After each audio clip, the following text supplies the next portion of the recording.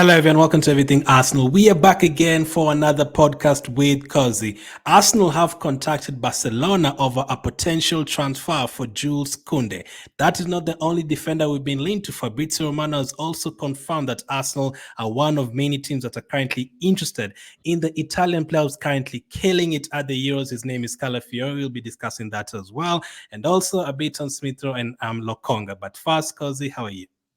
I'm fantastic. I'm doing well. How are you? Thank you guys for watching this podcast. It's one of the really trending podcasts in Africa. So keep on hitting that button, keep on subscribing. We are absolutely hitting it.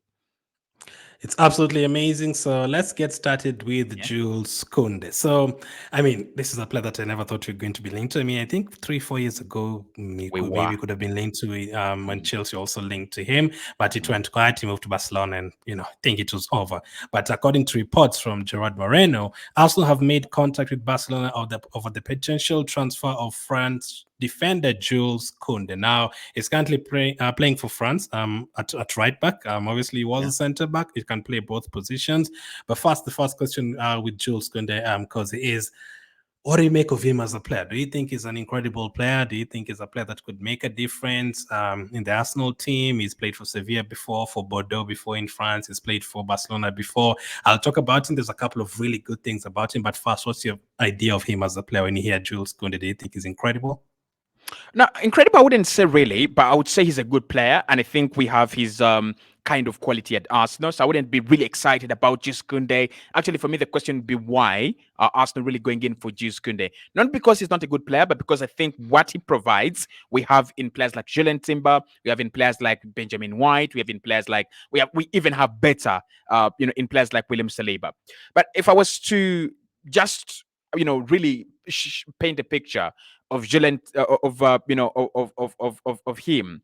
He's such a very formidable player. Like he signed for Sevilla from Sevilla. By that time, he was wanted by around 5 top class teams, around Europe. Man United were dying to sign him. Chelsea were dying to sign him. I actually thought he was going to go to Chelsea Kounde, and then he ends up at Barcelona because most of those players, when they're in Spain, they want to end up at Madrid or Barcelona. So he ends up at Barca, and he's been phenomenal. He's played at right back most of the time, by the way, and he's made Barcelona fans forget that they once had a Dani Alves, not because he's as good as Dani Alves in terms of attacking, but he's been so solid for them. Under Xavi, he was one of the best players, for Barcelona. So for me, yes, he's a talent. He's a really good player. He starts ahead, he starts for France ahead of so many players that could actually be comfortable at right back. And that tells you the story. If Didier Deschamps and Xavi play him ahead of naturally gifted right backs, that is all you need to know. So for me, he's a good player. Like I think he's really improved since he joined Barca. I think he's one of the players that have increased in their market value, in their in their value as players, and also in their game. But at the moment at Arsenal, don't we have what he provides? I think we do. I actually think he's gone through the same kind of path as Ben White. Is in centre Yeah, back, and then they've moved to right back. He's yeah. only 25 years of age. He's now an international player, and he's been at Barcelona for 2 seasons now. He was at Sevilla now. One thing that stands out in terms of Jules Kounde is the appearance is another thing that matches to Ben White almost exactly. Now, for Jules Kounde, in terms of games, when he was at Bordeaux, his last season at Bordeaux in 2018, 2019, he played 51 games in the season. Now, when he joined Right. Sevilla in 2019, 2020, he played 40 games and then 49 games and then 44 games. And then he moved to Barcelona. And then in his first season, he played 40 games. And then this past season, he played 48. So those are incredible numbers. Yeah. In fact, in terms of injuries, once again, just like Ben White, he's only ever missed a total of 15 games in his whole career through injury. 15 games, the whole career, I think like 8 years or something by now. 15 games. Only ever picked up like 3 injuries, and one of them kept him out for 6 games, another one for 3 games and stuff. So he's very, very fit. So it's still the same as Ben White. But as you remember, yesterday or the day previously on the podcast, we talked about Arteta's plans for left back, and there was talks about Tomiyasu and Ben White potentially being, centre backs used as covers for Saliba. So Mm. do you think we could have a Jules Kounde and Ben White together on the right side, or do you think Ben White could actually move to centre back again? Listen, personally, I think Ben for me has become now a formidable force and a formidable Mm, part. Manchester's team. He's one of the few, we would say, safe ones. Like Ben is safe, Raya is safe, Saliba is safe. I wouldn't even say Gabriel Magalhaes is that safe as compared to players like Odegaard and Ben White. I think Ben White, and this could sound a little bit, maybe feeble, but Ben White for me is safer in this Arsenal starting 11 as compared to Gabriel Magalhaes. So I don't see Jules Kounde come in and take on or take over from Ben White. Because when you look at Ben and what he does, I don't think that's what Jules Kounde offers France. I don't think that's what Jules Kounde offers FC Barcelona. The reason that's why they play him at right back is he's the one that stays in as part of the back three as Mm, Balde bombs forward. Now, at Arsenal, Ben White has been doing a lot of overlapping runs. He's been tracking. Yeah. chances, bringing in very good crosses. You can remember that cross for Kai Havertz against Brentford. Tight game, last minute winner. Arsenal, eventually nick it. It's a very good cross from Ben White. And then the goals, a brace against Chelsea. Look at the positions he's actually, occupying in attack. I don't see Jules Kounde doing that. I don't think that's the kind of player he's actually, he actually is. I But think yeah, it's actually on who scored. His crossing is labeled as weak. exactly. So he's playing at in a back three. At right back, but in more of a back three, and that is something you would say Arsenal have done with Kivio when we have had Ben White. Arsenal can Yeah. do with Tomiyasu when we have Ben White. So Ben White has been progressive, I think, and I think Jules Kounde, even if he was that good, I don't think Ben White deserves to be punished for having such a tremendously very good season. So for me, Ben stays there. Now at centre back, I have a problem Mm, with his height. I don't know whether I just look at him and I'm like, this guy, but I have a problem with his height. When I compare him to players like Saliba, when I compare him to players like Gabriel, I kind of feel like his physicality is a little bit lacking. Now, can he compensate for it? Yes, he's a very smart footballer and he's a very, very technically gifted footballer, brave as well, good on the ball, so he can compensate for him not being as tall as as all these other centre backs. But I can see Gabriel Magalhaes and William Saliba play 60 games next season. Regardless of who is that, regardless of Arsenal signing Milan Skriniar, Bastoni, regardless of who comes in, I can see those two play 60 games, all games in the Champions League, all games in the Premier League, and one of them playing as many minutes in the FA Cup and Carabao Cup as well. So with the Jules Kounde one, I don't think that he comes to Arsenal first and foremost. I don't think that. I know Mikel really does a lot of tinkering, but that would be a lot of tinkering. You have a Julian Timber that can give you the same role as Kounde. You've not used him. You have a Tomiyasu, by the way, who is as versatile as as hell. You've not actually fully utilized them. I don't see the point of Timber. Sorry, of Kounde. If he comes in, there's a possibility for me that Ben White maybe we turn into a complete back three. Arsenal turn into a complete back three where we play a back three, then Kounde plays as a wing back, and then maybe Julian Timber also plays as a wing back. But that is at the expense of some positions in midfield, which I don't see happening. I also don't see it happening. Now, in terms of why we would want to sign him, you made a Yep. good point about the back three because he would be better in that. If you're trying to, like, when you have the Mhm. ball, it's Gabriel Saliba and either Kounde or Ben White. And then, Yep. because you've been linked to a more like a left back, a specialist left back, as they called it. Maybe we are now Mhm. looking for someone who's going to overlap on that side, and then the right back stays. And maybe Ben White is going to be used as a backup for Saliba next season. Who knows? Like it's very hard to know. But I see both of them starting most of the games. So you view Jules Kounde as a player that we don't really need, and that I think his value is around 42 million. They're talking about 42 million Yeah. pounds. You think that money can be invested elsewhere? Exactly. And he's not an opportunity like Manuel Akanji was when Manchester City picked him up. I was like, how did they even pick him up without any competition from any club? Like, hello? That was a Mhm. 25 million pound signing. So if he was kind of that, I would understand. Like Arsenal going to sign Scholterback at Borussia Dortmund, and Dortmund are like, give us 30 million. Yes, bring in a high class quality centre back for 30 million. But Jules Kounde is going to cost, more than that, more than 30, more than 35 million. And then you're bringing him and you're not sure where he's gonna play, and you're not sure, maybe he knows how he would love to play with him, but he already has an establishment of centre backs, an establishment of right backs. It's left back that we are looking for. So unless he really thinks that he's going to turn him into a left back, which he has done with Julian Timber, and Timber has done it very well, pointless. I don't see it happening. Makes sense completely. So I don't be surprised if any other teams want him as well. There's a time Chelsea really wanted him just before he moved to Barcelona. But again, Chelsea themselves, they have Reece James, they have Gusto ever since. So I don't see them going back for him. United already have Dallo. Do you see a team that really needs him in the Premier League? A team that really needs him, Barcelona six need. or team. So Liverpool need him. There's no question there. Ahead of Trent playing in midfield? Not even Trent playing in midfield, but Liverpool will need to add a centre back. So when you look at when we just look at volume of centre backs or volume of defenders, Liverpool need a defender there just to add to the volume and flexibility in terms of options and tactics. Man United definitely need him. There's no question about that. Man United need like 5 defenders at the moment. They're the worst defense in the world.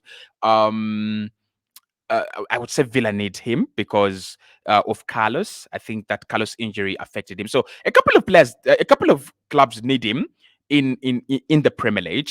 And I wanted to say that the links between clubs and Barcelona players is because Barca are in a very difficult position where they have to sell. So you might find 1 or 2 good players leaving. I've been told. I was listening to one credible journalist who was saying that there is a possibility that either Ronald Araujo or Jules Kounde leaves, and Barcelona, rate Araujo more than they rate Kounde. So that could be where the links are coming from. So you wouldn't lose sleep at all if you had Kounde has gone to Tottenham or Liverpool or something? I think it's a good centre back, really, really good centre back. But I look at him in the same lens as I look at, Mickey van der Ven. I think Arsenal would still score goals against you, whether they have Kounde or not. Interesting, man. So his passing is very good, as you said. His ball playing and holding on the ball, and carrying like a bit of keeping position and all that is good. And actually, you mentioned something about his height. I think in terms of aerial ability, it's still stated as okay. It's not like that bad, but in the Premier League, you never know. It could get exposed if you're up against Van Dijk on a corner kick or something. He's playing in a league where heading the ball is like an offense that takes you to criminal court in La Liga. So keep the ball in the ground, eh? Keep the ball in the ground in La Liga. Yeah.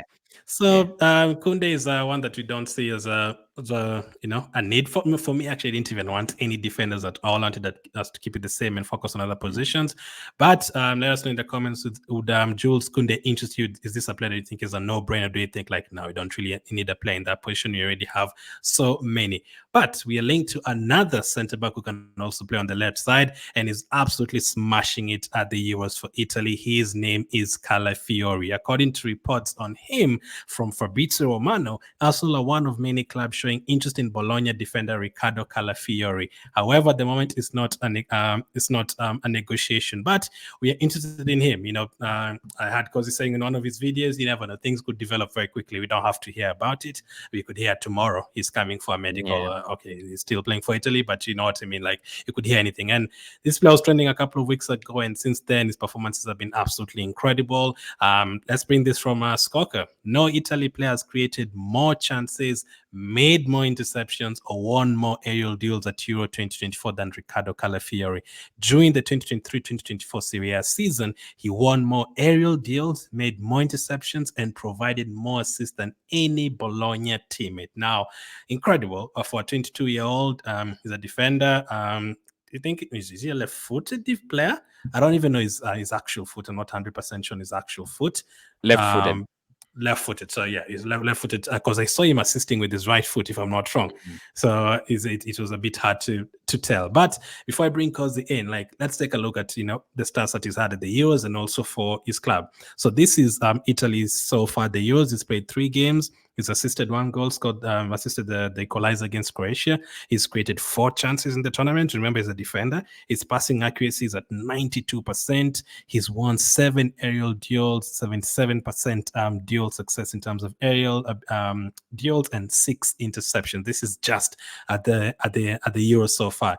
And back for his club, he had an incredible season as well. 5 assists for a defender is always incredible. He created 14 chances, which is also really, really good. He had an 89% passing accuracy, 60 aerial duels won, 71% aerial duel success, and 50 interceptions. So he's a player who can defend. He can head the ball out. He can get involved in aerial duels. He's not scared of that. He's only 22 years of age.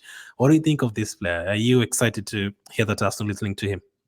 I'm excited. I'm excited because I think he's I would say generational in terms of talent at centre back. What he does on the ball is very, very impressive. I think off the ball, you know, Italy have played a couple of hard nations. You know, Spain. I don't think they got anywhere close to Spain. Croatia. That was a difficult game as well. Even But Albania. even Albania.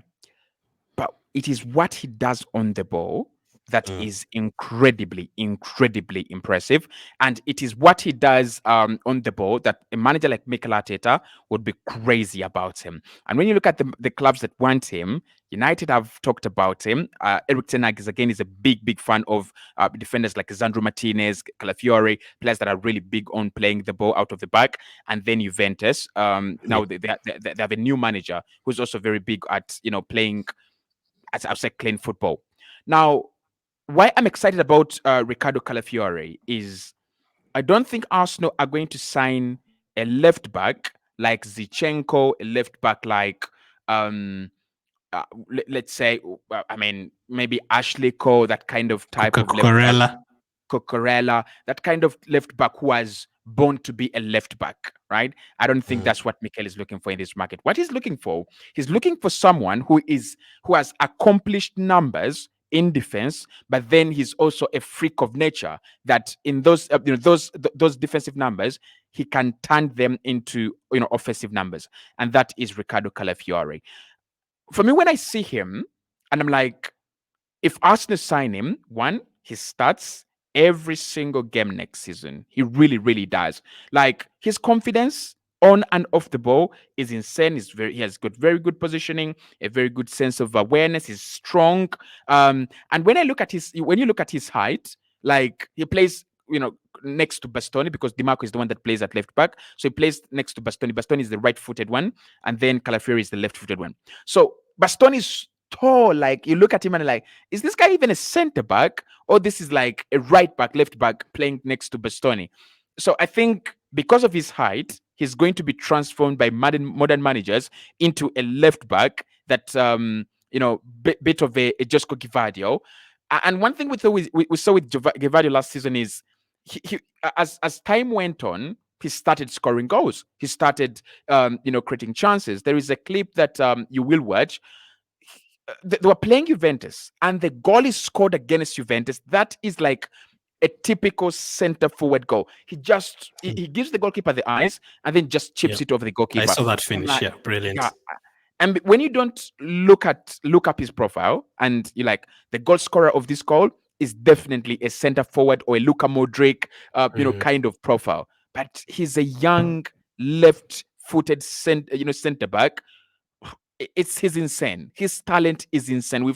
I know I have hyped Jora Hato. I know I have hyped a couple of players on this podcast, but again, Calafiori, just seeing him at the Euros, insane talent.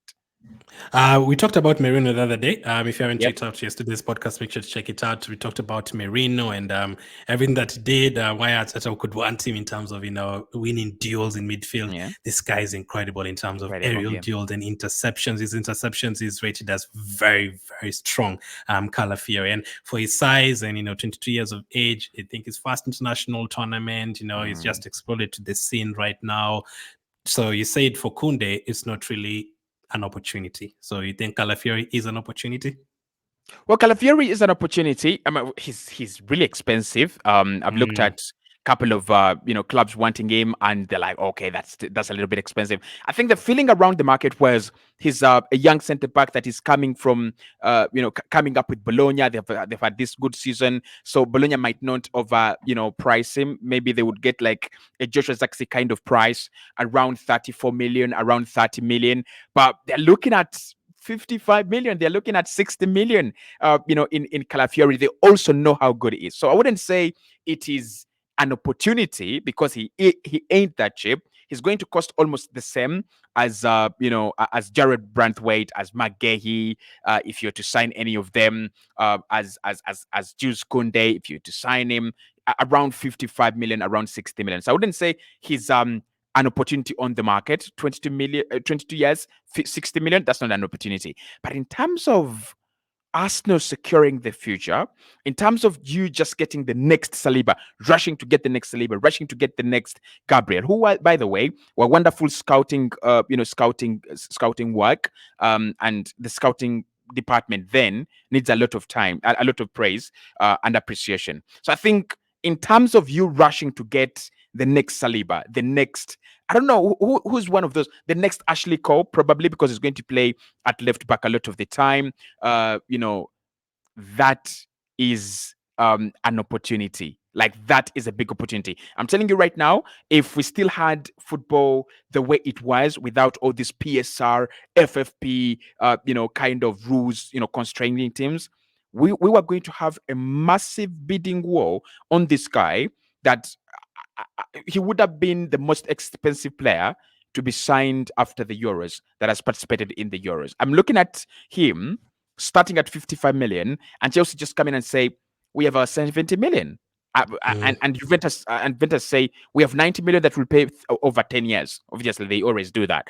But I look at him as like a sensational talent. If anyone picks him up this summer, they have picked up a centre back, they've picked up a defender for the next 10 years. Yeah, to get a defender like that who's very good in terms of interceptions, duels, and on top of that, he loves to play, he loves to, pass the ball here around, he's good at crosses, he's good at creating chances and assisting, and as Cozy mentioned, there's pace, that goal against Juventus, really, really good finish, and he has a lot of quality, and at only 22 years of age, you can see why, and on top of that, Euro tax now that he's doing well. You never know if they go and beat Switzerland, keep a clean sheet, and then he does something incredible against England in the quarterfinal, then that all of a sudden becomes 80 million. So this is a player that is wanted by a lot of teams, as it was confirmed here by Fabrizio. Arsenal are one of many clubs, not one or two. It's many clubs that want Calafiori. Now, he's a teammate for Jorginho. Could he convince him, to come to Arsenal? Would you be focusing on this one? He said Kounde wouldn't really bother about it that much. What about Calafiori? If it became available, would you jump on it even for 55, 60 million? Or do you think, nah, we have other positions, as we usually say, if we already have our own TV and we already have our own, speakers and stuff, we need to sort out our windows first. Let's not go and jump on another TV yet.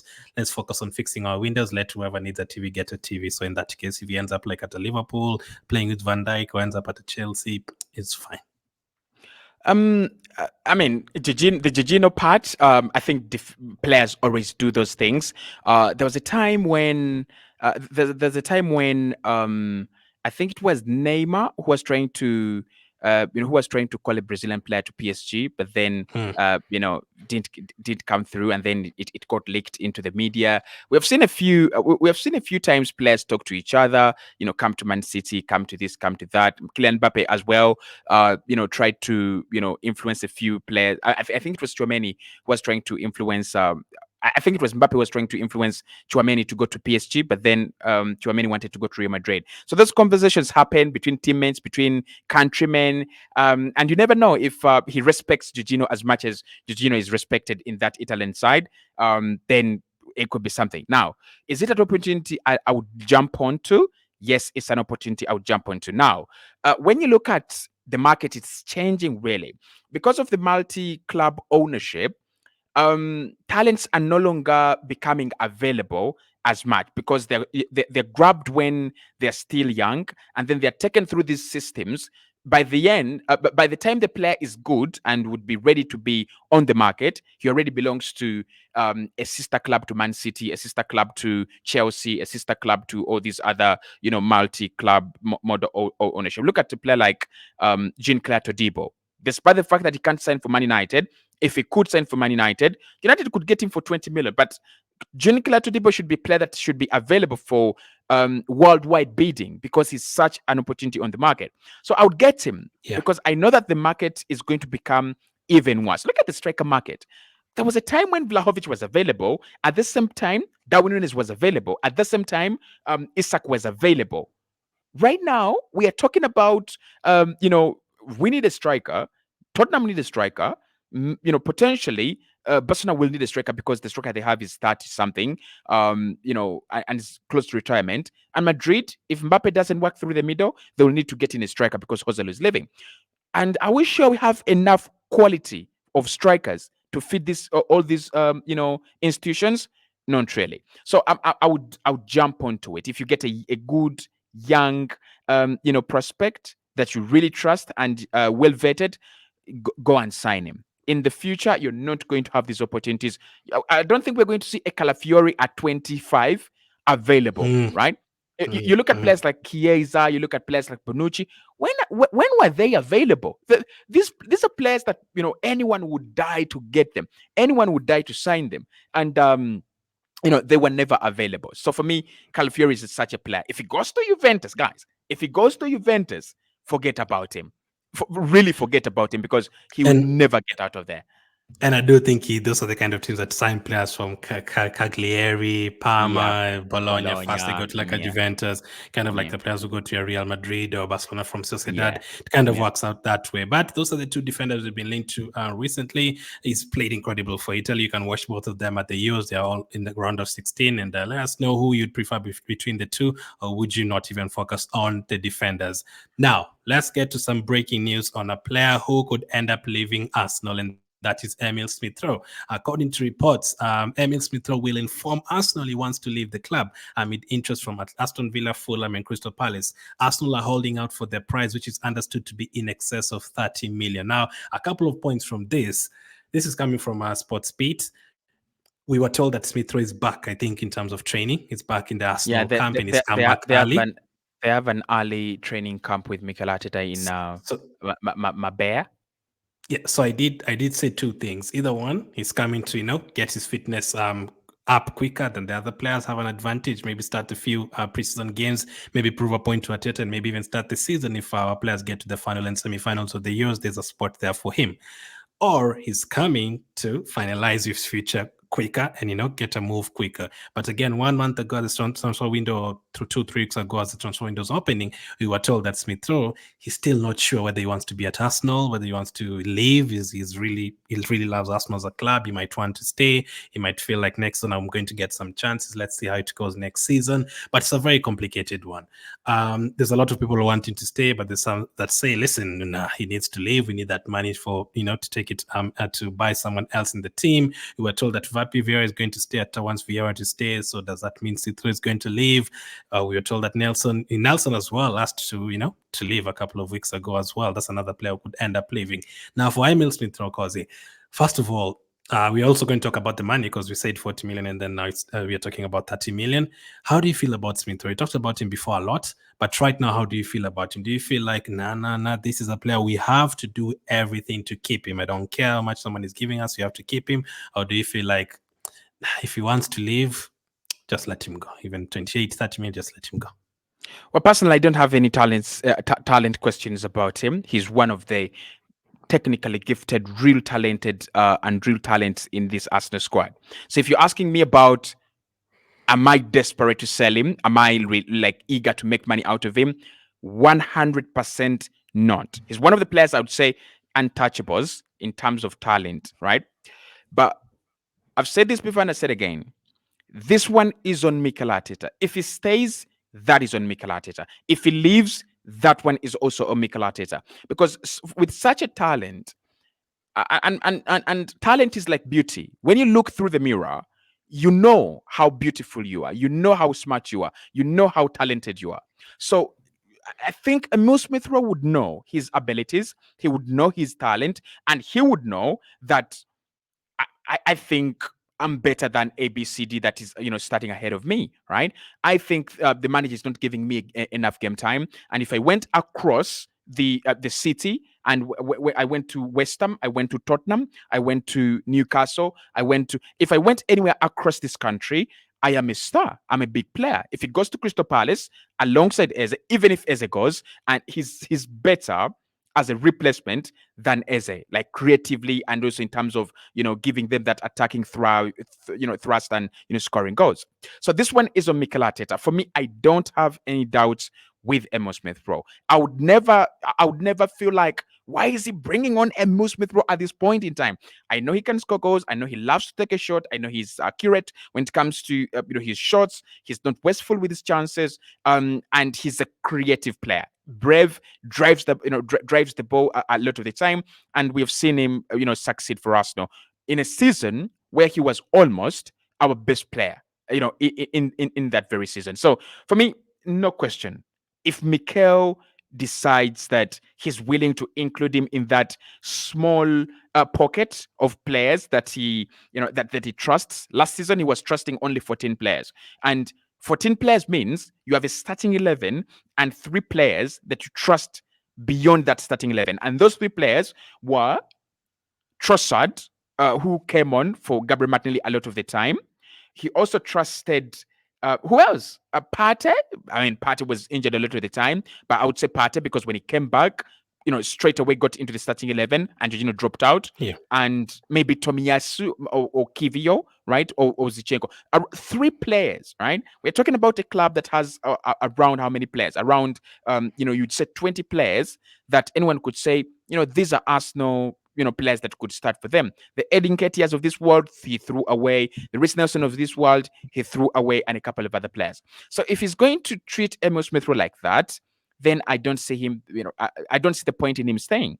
But if Emile Smith Rowe has guarantees that he will get game time, and I don't mean starting games, I mean being part of that inner circle of 15 players, that if a game is won at 60 minutes, Smith Rowe has to come on as a must. If a game needs a game changer, he could be a game changer. We have seen him score goals off the bench, right? In that season where he scored 10 goals, he scored a couple of them on the bench. So he's got that shows you that, like Trossard, you have a game changer there, and to be a game changer, you need a player with a positive attitude. And I think he's got a positive attitude. So Mikel Arteta, this one, it's on you. If he stays, that's on Mikel Arteta. If he leaves, that's on Mikel. Now, I really want Smith to stay, for sure. But for his own career, I feel like I would love him to, as you said, to come on when we need a goal. Maybe Rice drops back to the 6, and then this guy comes on and plays the last 20 minutes. The position he played in that 21-22 season is on the left side. Now we have Trossard and Martinelli. That time he was competing with Martinelli. We're actually arguing about who's better between Martinelli and Smith Rowe. There's a lot of debates. But now he cannot remove Odegaard from that team. That is for sure. And the other again, position, I don't think, however people look at him as the short number 10, I don't think he's ever been interested in playing in that Odegaard role. I don't think he's got the eye for a pass like an Odegaard or Jorginho or a Toni Kroos to play in that role, or Luka Modric. He's not in that bracket. So if you're talking about the number 8 position, that is Rice. Yeah, Rice can play 38 games or 38 without even getting again, So again, it doesn't really offer us what Rice gives us, so that's like a no-brainer. So the role for him there is very scarce. It's very tough to see where he's going to play, unless he's happy not to come on a few games, and then we're promising that, listen, Odegaard is not going to play all 60 games. You're going to play some games. Odegaard is going to get rested a couple of games, and if Odegaard is not there, we're promising that it's you who's going to play. You're not going to bring this one or this one. It is you. But maybe he has other tasks, are looking for other midfielders, and Rice is going to be pushed in number 8 position, and maybe you're looking for wingers. Maybe he's heard about Nico Williams and players like that. And do you think he's now felt as he was on holiday, and I think he was in Jamaica, he felt like, I don't think I'm in the plans? I mean, as a player, you've got to look at how the manager sets up and how you play, your style of play, and how the manager sets up, and the requirements that the manager has for you and the positions he wants you to occupy. If you're willing to change, if you're willing to adapt, if you're really in that mode of, I can adapt to this, I can do this, then definitely there's no question about you being the right player for the system. So I think with me, with the decision, it's about him looking at Mikel Arteta's favorites, looking at Mikel Arteta's strategy. With wingers, they're inverted wingers who love to cut inside, take a lot of shots, and score a lot of goals. He wants his wingers on 15 goals a season. Even when we didn't get a lot of goals from the left hand side, Trossard managed 12 and Gabriel Martinelli managed around 5 or 6. When you combine that, that is around what 18 goals, 18 goals or Yeah. 17 goals on the left hand side. Saka himself alone had 16 on the right hand side. So wingers are going to be inverted from Mikel Arteta. When you play Emile Smith Rowe on the left hand side, yes, he loves to play there, but the reason as to why he plays there is he loves to drive until until the goal line and then cut it back for players arriving at the edge of the penalty area or players in the middle of the penalty area to tap in. That is not what Mikel Arteta wants, and he doesn't fancy that. So I think he's looked at himself, like you've said, are you really going to compete with Deckers? I don't think he's going to compete with Deckers. With the Athletic reporting that Arsenal could get a 6 and an 8, I mean, where are we going? I Yeah. think with Deckers, you're looking at a guy who can play 10 seasons without remembering to take a break. With Martin Odegaard, you either have the ability to play there or you don't have the ability to play there. It's not a vocation. It is a career in that Martin Odegaard position. It's like you are born to create, right? Or you are born not to create. As simple as that. So I think he looks into it and it's like, really, even if they give me the guarantee that I'm going to play, where am I going to play? Who am I going to, who am I going to dispossess, right? Who am I going to throw out of the starting 11? If, for instance, we start the first 3 games and Rice and Odegaard have not come back, and maybe Martinelli and Trossard have also not come back because they are all at the Euros and Copa America. If I've done very well, and I've really done well, when these players come back, they're what the manager wants there. He signed them for those positions. Is there a guarantee that I stay in the starting 11, or am I going to go out of the starting 11 and then fight with no chance? Because for me, fighting against Saka is fighting a lost battle. Even if you are Neymar right now, for Arsenal, for Mikel Arteta, for England, Saka is not getting out of that Arsenal 11. I'm telling you for facts. It's the same thing with players like, it's the same thing with players like Odegaard. Regardless of how good you are, Odegaard is captain. Odegaard is leader of the press. Odegaard is leader of the team. He's not getting out of that starting 11. So Emile Smith Rowe, he looks at the window of game time and is like, I could have game time. We have more games in the Champions League, more games in the FA Cup, and more games in the Premier League. But really, do I have a big shot at starting now, at being that player that Mikel says, well, Emile, you're starting the next 10 games? I don't see that. And I don't think he sees that. And I can't make an argument for him starting head or head of Odegaard, Rice, or Matteo Trossard. I can't really think. But the thing I can make an argument for him is if he's the first option from the bench and those players come out, it's absolutely fine. So the article said it is understood that Smith Rowe is keen to depart the Emirates as he looks for starting 11 role, elsewhere having failed to break into Mikel Arteta's first choice lineup. Following a lengthy injury layoff in 2022, Smith Rowe has struggled since to gain regular playing time for the Ghana and has made just 3 Premier League starts in the last 2 seasons.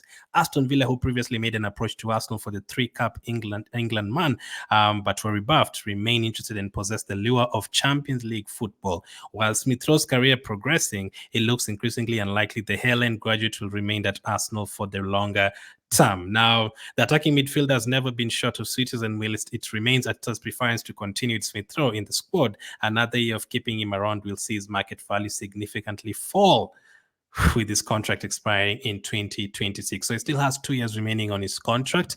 And there's like 3 appearances for England. That shows you there was a time he was way ahead of the likes of Grealish and those kind of players. He was being picked with Saka. We were following games for England because of Smith Rowe and Saka, and they're all in the team. But obviously, it's dropped off. The injury cost him fast. Obviously, 2022, the injury cost him a lot, and his back is not really played a lot. Now, 2 things with him. 1, do you think it's a case of it's not fair, Smith Rowe should be playing more, or do you think it's a case of we just have better players in those positions? I'm sorry. It's a case of the system. I don't think that the players on the left-hand side have really blown me away to the extent that he can't catch them.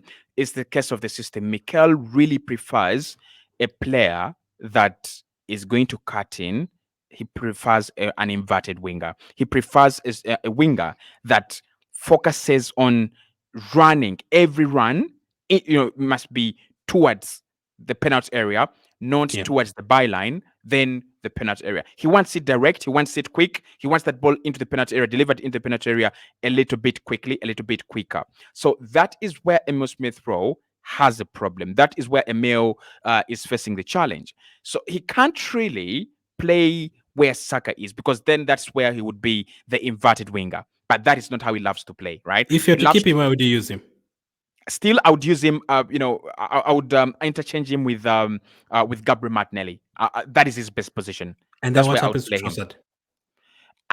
Again, I mean, you've got to go with the future, right? If Emile Smith Rowe can come in and give us the season he gave us before 2022, right? Yeah. That was 2021, 2022, that season. If he can come in and give us that, because it's going to start. He's going to start the season. There's no question about that, right? If he's not sold, he will start the season before Martinelli returns fully, before Trossard returns fully. They're all at the Euros. So if he can start with a high gear, I think it's between him and Gabriel Martinelli.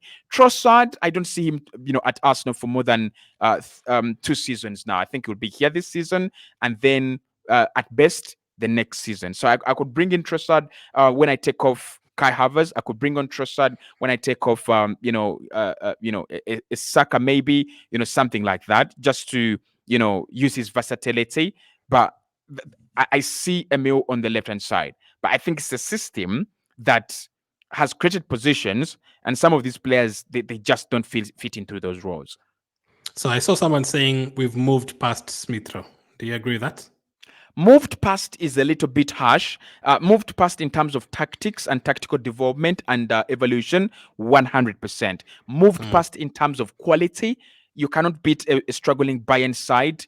You cannot convince me that you have moved past, Emile Smith Rowe. You are attacking through one half of the pitch. That is the right hand side, Saka and Odegaard and Ben White. You cannot tell me that you passed Emile Smith Rowe. You've not won any trophies in the last 2 years or 3 years even. You cannot tell me that you passed Emile Smith Rowe. I don't see how we are past Emile Smith Rowe. You remember when you did the keeper sale a couple of weeks ago? If you guys haven't checked it out, you can still check it out on the channel. I did say I want Smith Rowe to stay, and I told you, I saw him performing well against Luton, and then you told me I'm looking at the couple of things and trying to make it feel artists looking at him in those particular games. Because I felt the game against Everton, the game against Luton, I saw him pressing, winning the ball back and helping us get a goal. Everton came on. He was the first option to come on when you were trying to win a title in the last day of the season. And he came on, hit the post. He was looking good. Yes, he didn't score, he didn't assist. But the Luton game, he assisted. He was looking good. Or do you think it's too little, 2-3 games, too little to look at? You don't think Arteta is looking at that? Well, for me, I think the positive things the manager looks at, there's no question there. I think there was a time when he talked about Martinelli not playing, that season where Emile Smith Rowe was tearing it apart. And he was saying, Martinelli is not playing because it's my fault. I've not given him the game time, but he's shown me all the right signs, in training. So he looks at the positives, training, and even on the pitch, he looks at those positives. He looks at the right signs, and it's like, okay, maybe there is a future here. And I know Mikel Arteta notices them, but there's a question: if you signed a player like Osimhen, would you change the system for him to suit him? I don't think we will, but exactly. Would you? Yeah, I don't think we will. So, would you change the system to suit Emile Smith Rowe? I don't think Arteta feels like it's done enough for us to change our whole system for him. He's not that on that level generation. Okay. Yeah, he's not that of a generational. Kylian Mbappe has come. Therefore, Arsenal have to play for Kylian Mbappe. This is a Kylian Mbappe team. This is a Martin Odegaard team. This is an everybody's team, right? And Emile Smith Rowe, he either adapts quickly to what everybody's doing in the positions that the manager sees him, or he's out of this place. So I think the manager looks at those things, right? And it's a reason as to why, Reiss Nelson signed a new deal. 100K, close to 100K, I think, or 100K plus, right? It's because of that thunderbolt against Bournemouth. If that doesn't happen, Reiss Nelson is out of the door. He Like, leaves. Yeah, yeah, or he doesn't sign a new deal. He might have stayed because he had an injury, but he doesn't sign that new deal. Or if he signs it, it is not 100K, right? So yeah. there are those small, flashes of positivity that happen. But I think with Mikel and Edu, I don't think they have 180 pages on incoming players. They also have 180 pages on, outgoings. Like, if the 120 pages are suggesting please keep him for some more for a while, we'll keep him. If the 120 pages saying he's out of this place, even when we look to evolve tactics into phase 3 and phase 4, he's not fitting in there, you've got to get rid of him. So for Nketiah, we are not us, but the team. We feel like it's 50-50, him staying or leaving. Not 100% sure. There's a chance he could stay. There's a chance he could leave. I think Pat is the same as well, around 60-40%. Now for Smith Rowe, where do you think it is in terms of him potentially leaving? You're going to do a quick fire, but they're also talking about 30 million. Obviously, we talked about 40 million the other day. If he says we don't want to stay completely and you have to sell him, would you now? Because I want him to go and do well. I want Nketiah to go and do well. The Highland boys want them to go and do well. I don't want us to, force them to stay just to get 100 million for them, anything like that. Or would you would you stamp your foot down and say, nah, I'm not selling it until we get 40 million? I see him as a player that could leave in the last month of the window. I can see him as a player that has no bees buzzing around him in July, and then clubs have sold their players now. Eze has gone maybe from Crystal Palace, like Olise has gone, and then Crystal Palace are like, now we have our solid 120 million. 35 million for Emile Smith Rowe. Let us start there, or let us, go and just bring him on top of some of the signings we have done. So I would say, in terms of him staying at Arsenal, right now, it's a 50-50. I'm going to say 50-50, right? It's a 50-50. It's not concrete. I think I can see him play the first game of the season, and even after that, I could still see him leave after playing the first game of the season. So it's a 50-50. In terms of the price, that is not true. First and foremost, I don't see that happen. I don't see how they price him lower than Eddie Nketiah. I don't see how they have asked for 50 in Eddie and they have asked for 30 in Emile Smith Rowe. Because the thing with negotiation tactics, if you ask for 30 million, then you value you value that asset at 15 million. That's the truth, right? So I don't see how he is 20 million cheaper than Eddie Nketiah.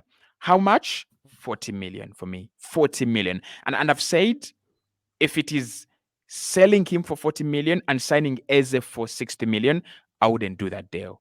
I would keep Emile Smith Rowe. I wouldn't really do that deal. I wouldn't even swap them. So for me, right here is, let a club come in with 35 million plus 5 million in add-ons, or 32 million plus 8 million in add-ons, and then we can agree a deal. I don't see him anywhere below 40 million. Like, whether we are Wow. joking or whether we are serious, even 40 million is because he's not played for, like, what, in Yeah. a long time, a very long I time. mean, Broja, Calvert-Lewin, people are asking for 40. If Hutchinson is 22 million, Omar Hutchinson is 22 million, you're telling me Emile Smith Rowe is 8 million pounds more expensive than Hutchinson? Mm, It's not possible. It is not yeah. possible. So for me, I'm going to say this: Arsenal should either nurture this asset if they cannot find good money or the right strategy to get the right amount of money. They should only sell, and we should only sell if we can get the right strategy to get the right amount of money, and that right amount of money is not anything below 40 million pounds. Pounds, not Ju- euros. Pounds. just yes or no? Loan? Yes. Wow, Sign on a new interesting. deal. Sign on a new deal. Sign on a new deal. Yes. I don't see him signing a new deal. Yeah. But Yeah. Yeah. quick, simple one question: between Ramsdale, Smith Rowe, Partey, Nelson, and Ketty, forget about the loan players. Those particular five, who do you think will be the first two to be sold? Ramsdale. Ramsdale, and then followed by Ramsdale is already gone. Um, Reece, Eddie. I think we will wake up. We'll just wake up and Saudi Arabia has agreed personal terms with Partey, and Efi has also been agreed. So Partey Interesting. next. So Partey Ramsdale and second. Partey. Okay, interesting. Yeah. So let's finish on They're speaking of difficult. Ramsdale. They're Yeah. difficult, but I see them as inevitables to leave. Okay, so lastly, let's finish with Albert Sambi Lokonga. Sevilla in advanced talks with Arsenal over signing Albert Sambi Lokonga. Discussions are still ongoing over whether the move will be a loan with an option to buy or obligation, but there's an agreement in principle for the move. This is from Chris Sweetley. And also, Sevilla have agreed personal terms with Albert Sambi Lokonga in a 3 million loan move. Arsenal want to include a mandatory purchase in the deal, while Sevilla insisting on a buy option. So, first, do you agree with Arsenal in saying buy option? No, it should be an obligation. 100%, 100%. We have done a lot of nonsense in terms of gambling with buy options. That kind of nonsense should actually end right now. No player at Arsenal, unless we're willing to cancel his contract. If you're willing to cancel his contract, you might as well send him out on loan with an option to buy. But I don't think Arsenal are in a position where they are really hateful to Albert Sambi Lokonga to, cancel his contract. So the problem with Albert is he's got 1 year on his deal or 2 years. I think 2 years on his deal, I would say. Yeah, 2 years on his deal. So the problem with him is that after having a very good season at Luton, he's now an asset that you can cash in. Cashing on. He's now an asset that clubs are going to be looking to bring in. We know that the DM market, although we have been told by the Athletic that there's so many players in the DM market up and down, just floating on the market, no one wants to buy them. Lies. We know that he's one of the DMs that could work for low-profile mid-table teams, right? So it's not only Sevilla that want him. And if Sevilla cannot give us an obligation, a mandatory obligation to buy him, let them leave.